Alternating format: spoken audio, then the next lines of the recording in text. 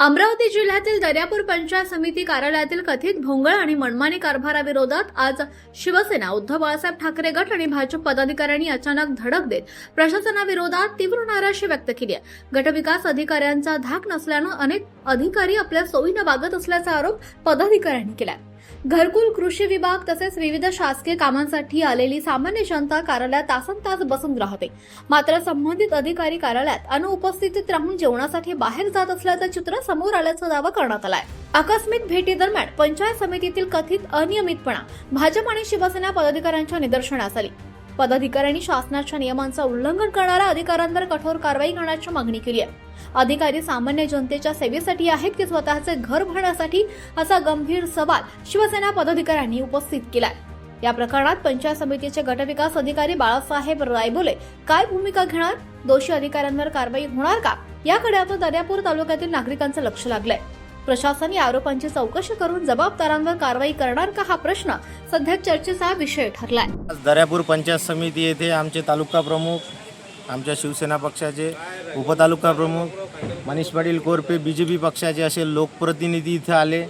इथला कारभार बघितला, असंख्य असे घोटाळे या घरकुलच्या विभागात आहेत। इथला एक कर्मचारी नाही आहे। 2 ते 2:30 वाजेपर्यंत इथं लंच टाईम आहे। फक्त एक मॅडम तिथं बसलेली आहे आणि बाकीचे म्हणतात की कोणी म्हणते आम्ही आताच नाश्ता करायला आलो, कोणी म्हणते साहेब म्हणते आम्ही टिफिन नाही आणला, बायकोनं करून नाही दिला, तर आता म्हणते मधुबनमध्ये इथं भोजनालयात जाऊन येतो। म्हणजे हा काय घरचा कारभार आहे का हिचा?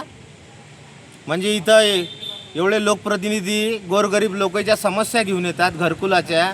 इथं घरकुलाचे काय किती घोटाळे आहेत, या आरेची लोकांना किती मोठे घोटाळे केले आहेत। इथं या ज्युनियर इंजिनियर असतात, येईनं कोणते चेक काही घरकुल पाहिले नाहीत, काही नाही। तिथं ते स्वतः कोणाची जागा नाही तरी दिले घरकुल दिले, असे असंख्य असे घोटाळे आहेत इथे।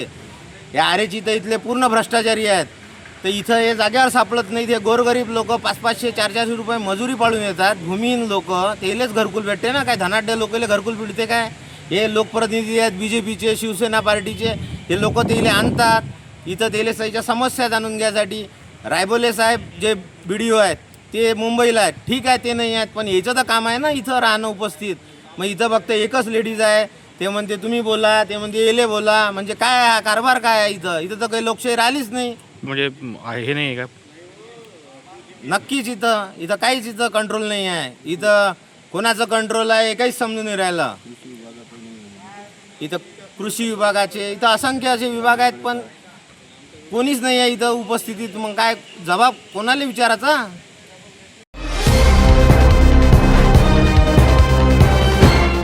पाहत रहा फक्त जनविकास न्यूज, सत्य, संघर्ष आणि जनतेचा विश्वास।